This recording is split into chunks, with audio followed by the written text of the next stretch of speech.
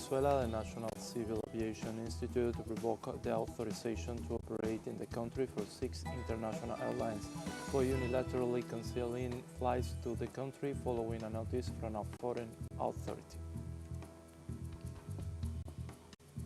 In Honduras, the international right and the United States government continue interfering in the country's elections. The Palestinian resistance denounced that the Zionist occupiers summarily executed fighters who remain besieged in the Rafah tunnels.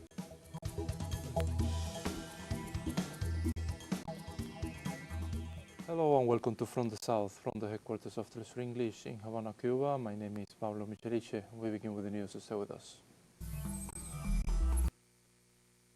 The National Civil Aviation Institute of Venezuela, INAC, revoked the authorization to operate in the country for 6 international airlines for unilaterally canceling flights to Venezuela following a notice from a foreign authority. The decision, published in the official Gazette of the Bolivarian nation, specifies that the measures have been taken against Iberia, TAP, Avianca, Latam Airlines, Turkish Airlines, and Gol Airlines. The agency also stated that these companies joined the state terrorism actions promoted by the United States government by unilaterally suspending their operations to Venezuela based on a notice issued by an aviation authority without jurisdiction in the country. It is important to note that the Bolivarian government held meetings with the airlines representative to discuss the decision and set a deadline for the resumption of operations, which these companies choose to ignore.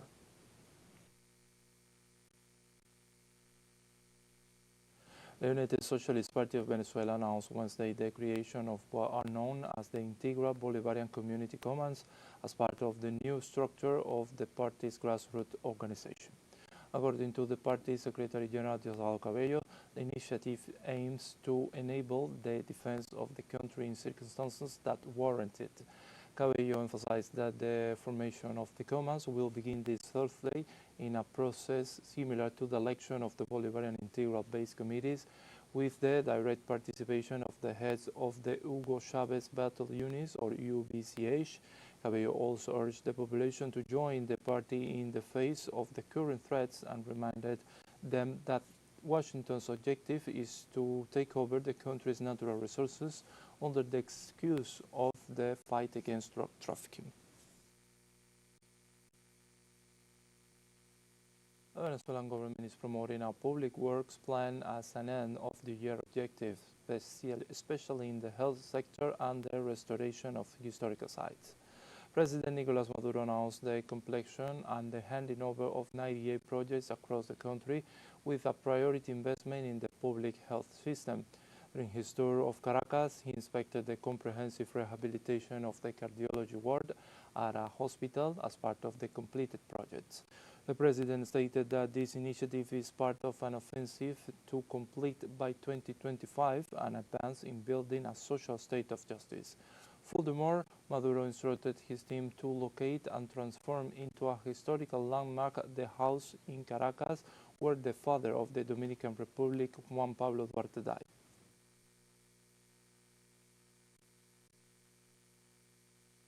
We go now to Bolivia. Digital violence, an increasingly common form of aggression against children and adolescents, has been classified as a crime punishable by 3 to 15 years in prison. A recent study shows that nearly 1/3 of women in the country are affected. Our correspondent Freddy Morales gives us the details. Los delitos vinculados a la trata. Crimes related to human trafficking and smuggling, especially for the purpose of sexual exploitation, have increased in the country due to the widespread use of social media. La captación es lo más fácil que se puede dar. Recruitment is the easiest thing that can happen, not only as a form of entertainment, when a child or teenager joins social media to view platforms such as Facebook, Instagram, TikTok, but especially when these teenage victims are looking for a job, how to earn money, and social media plays a fundamental role because behind those WhatsApp numbers, those Facebook posts, there are sexual exploiters, pimps, traffickers. Proxenetas tratantes. Un reciente estudio del que participó. A recent study involving the United Nations Agency for Combating Sexual Violence verified last year that the phenomenon is growing and spreading.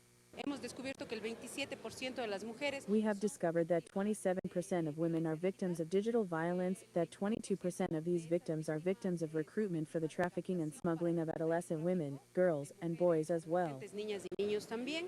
Se ha descubierto cómo la It has been discovered how violence through social media directly affects the economic lives of women. For example, posting deepfakes or defaming a woman and uploading it to social media then impacts her chances of getting a job, her chances of accessing scholarships, and of getting promoted. de acceder a becas de estudio, en sus posibilidades de ascender. La Fiscalía ha incorporado a sus The prosecutor's office has incorporated digital violence into its investigations and police work in connection with crimes related to pornography and sexual exploitation. Alguien invisible que está detrás de un celular. Now we see someone invisible behind a cell phone, and the parent, even if they set the appropriate restrictions, these people exclusively disguise their identity to look like a teenager, a girl or boy, and achieve their goal, obtaining pornographic images, and then extorting these children and teenagers. Posteriormente a estos niños, a los adolescentes. y el gobierno saliente a principios de And septiembre. at the beginning of last September, the outgoing government enacted a law that adds 5 new crimes to the penal code related to this social phenomenon. Sanciona al que produce. This law penalizes those who produce, purchase, sell, or distribute. In other words, we are already providing broad protection in this area so that people are clearly aware that they cannot consume this type of material when children, teenage girls, and even women who are being extorted by the production of this type of material. Adolescentes o incluso mujeres que están siendo extorsionadas. La nueva legislación sanciona con The penas new legislation imposes penalties ranging from 3 to 15 years in prison for crimes related to digital violence, and the police have expanded their investigations into cybercrime to assist prosecutors in their work. The most common form of recruitment is the offer of work in the country and abroad, modeling, and romance. Freddy Morales, teleSUR, Bolivia. Freddy Morales. And now we have a short break coming up, but first remember you can join us on TikTok at teleSUR English, where you will find news in different formats, news update and much more. We will be right back, stay with us.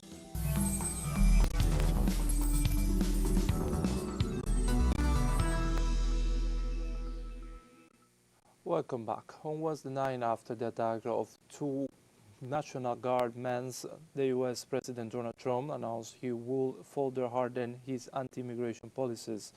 In a televised address, he labeled the incident as an act of terror and claimed that so-called lax immigration measures represent the greatest threat to national security. Critics note that such rhetoric exploits isolated incidents to justify sweeping restrictions. Trump went on to declare that all entry applications from Afghanistan would be frozen.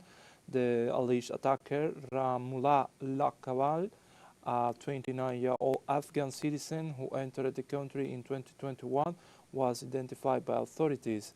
Human rights advocates warn that the president's response risks stigmatizing entire communities and undermining the principles of due process and equal treatment, framing immigration as a threat rather than a contribution to society.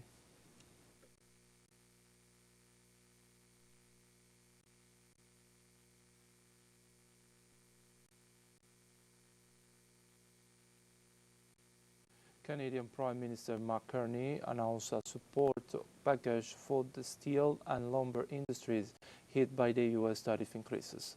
Washington raised the tariff to 50%, a measure that directly affects sectors that rely almost entirely on the U.S. market.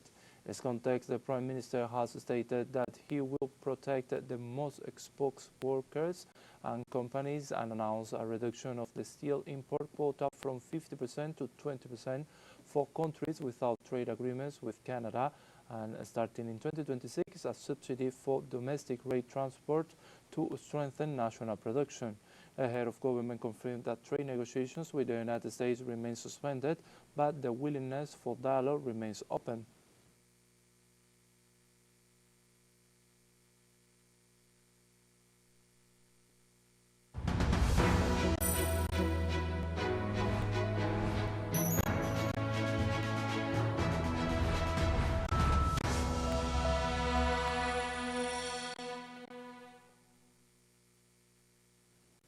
In Honduras, the international right and the United States government continue interfering in the country's elections by campaigning in favor of bipartisanship. Recently, U.S. President Donald Trump and El Salvador's President Nayib Bukele joined the international campaign that has already added voices such as Venezuelan far-right politician Maria Corina Machado and U.S. Congresswoman Maria Elvira Salazar, who seek to promote external pressures in complicity with the bipartisan candidates Nasri Asfura and Salvador Nasrallah. This offensive, denounced by the government and the Libre Party for violating electoral sovereignty, exposes contradictions within the global far right, which fails to achieve unanimous support for its candidates and divides opinions within the bipartisan bloc. Sectors have denounced that these international plans aims to install a government aligned with U.S. interests and the local oligarchy.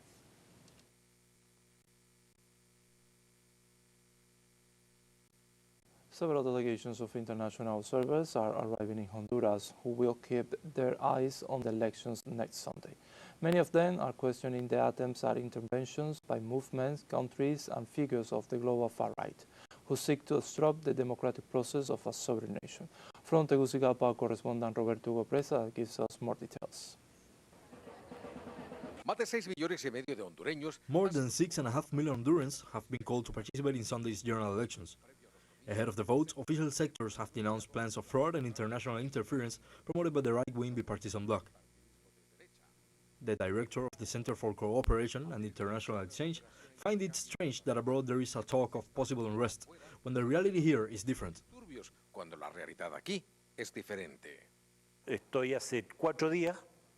I've been here for 4 days, and this country is absolutely calm, it must be said.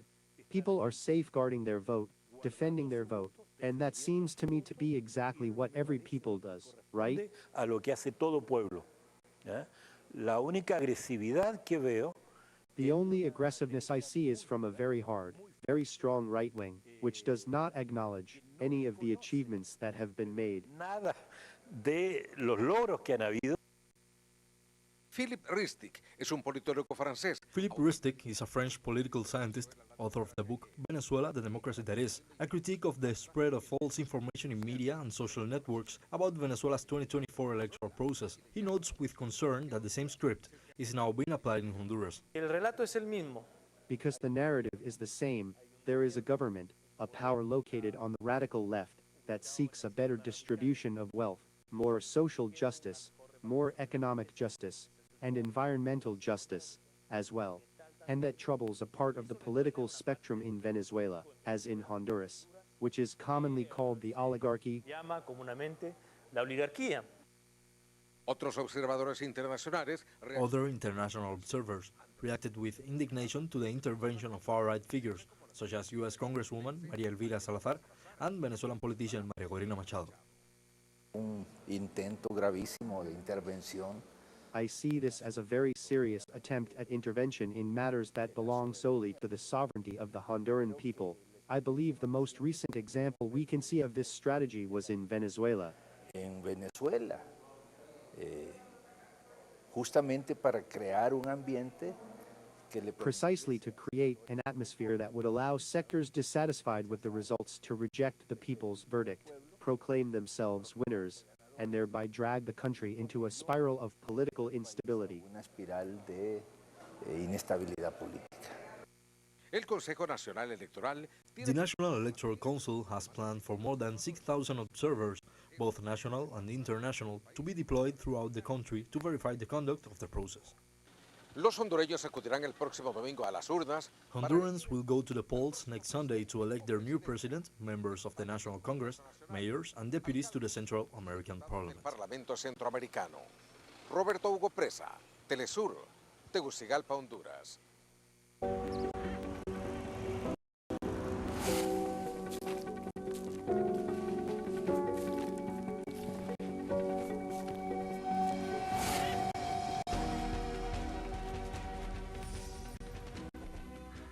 We continue in Honduras, traveling through different areas of this Central American country, where we find interesting stories and projects that are changing the lives of the population. We are heading to Tegucigalpa to find out what history our special correspondent Roberto Presa has in store for us. A simple At vista, first glance, no one would notice that this man has lost both his legs and one arm. A train mutilated his limbs, but thanks to a government donation, he now walks and uses his two hands. I was in a wheelchair, and these prostheses definitely changed my life, as I say, especially now that I have the support of a synthetic arm. It is very useful to have a secretariat that cares about people with disabilities. And that is very important because I am a beneficiary, and I thank the government.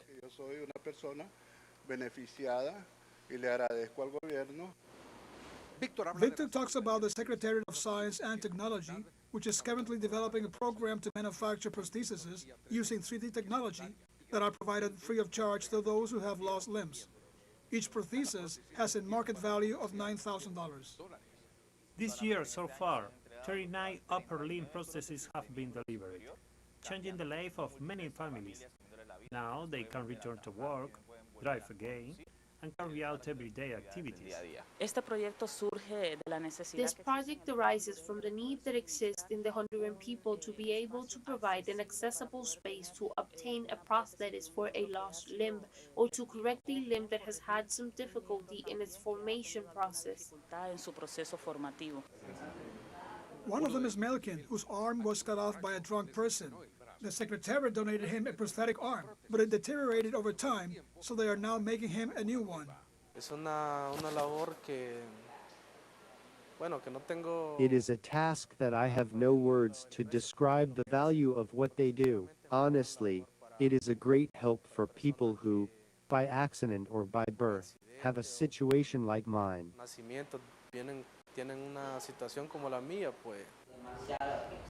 a diario, estudiantes de Every day, students from all over the country visit the Technology Center to witness and collaborate on new projects. Joanne, for example, was impressed and asked to do his internship here. Surprisingly, his creativity led him to make this prosthesis inspired by the pain of his mother, a victim of breast cancer. madre víctima del cáncer de mama. I made it yesterday afternoon, and I want to show it to the ministers so that breast prostheses can be made. Who is the first one for? For my mother. Why?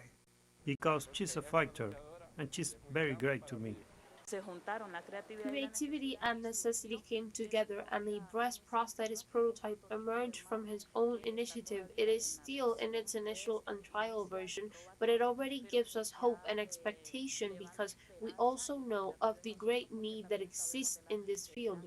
This is how we already have, on behalf of and within the Secretariat, the first breast prosthesis produced by a young Honduran man.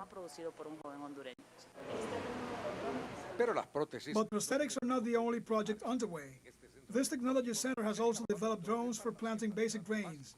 In addition to facilitating the work of small farmers, this technology will improve production and guarantee food sovereignty for thousands of rural families.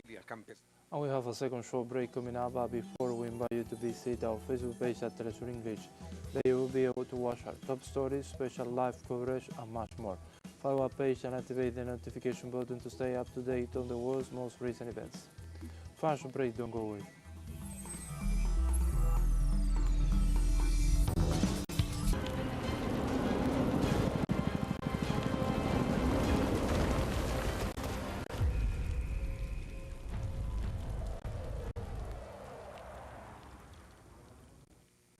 Welcome back. The Palestinian resistance once again announced that the Zionist occupier insists on undermining the ceasefire, accusing them of summarily executing fighters who remain besieged in the Rafah tunnels.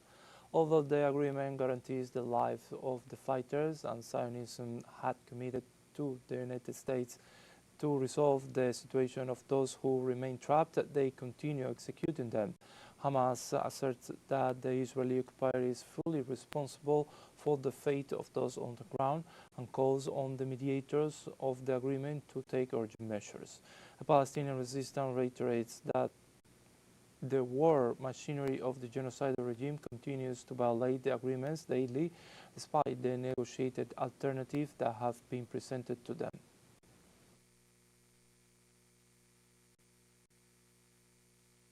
We move on to other topics. China criticized Taiwan's leader Lai Ching-te on Wednesday for publicly siding with Japan regarding his recent statements.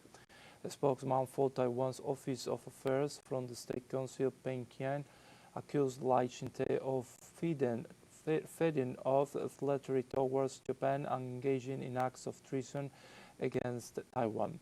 He also warned the Democratic Progressive Party authorities that any actions relying on external forces will only lead to disgrace, and anyone who betrays the nation will inevitably face justice. Statements followed recent Japanese remarks about Taiwan that have sparked sustained protests across the island.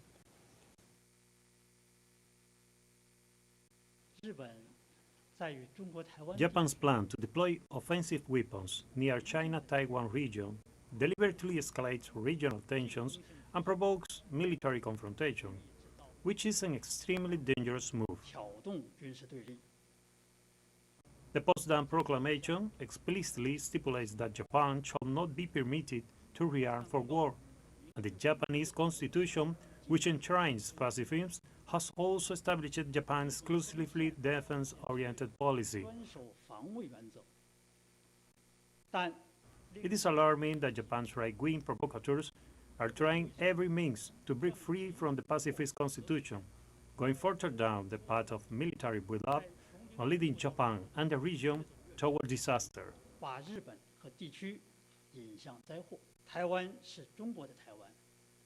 Taiwan is China's Taiwan. We will never permit any external interference in the Taiwan region, nor allow Japanese militaries to resurface. We have the strong will, determination, and ability to safeguard our national sovereignty and territorial integrity, and to crush any attempts of external interference. Also in China, a huge fire in a Hong Kong apartment complex has killed at least 55 people and left nearly 300 missing. According to the police, the fire may have spread due to unsafe scaffolding and the foam materials used during maintenance work.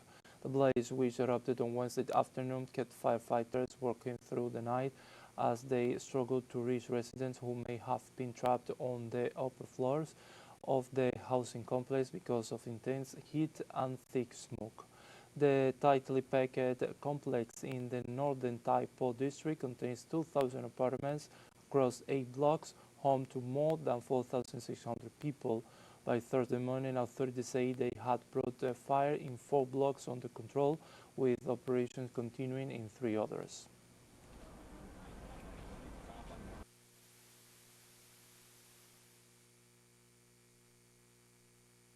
In this context, the Hong Kong police have arrested 3 men on suspicion of involuntarily manslaughter for their alleged responsibility in the fire in the Tai Po district. The arrestees, aged between 52 and 68, are linked to the construction company responsible for the renovation work at the Wang Fuk Court apartment complex. This fire, considered the most severe in 3 decades, affected several high-rise buildings and complicated rescue efforts for more than 10 hours. Chinese President Xi Jinping expressed his condolences and emphasized the need to implement measures to mitigate the impact of the disaster, while authorities are still investigating the cause of the fire.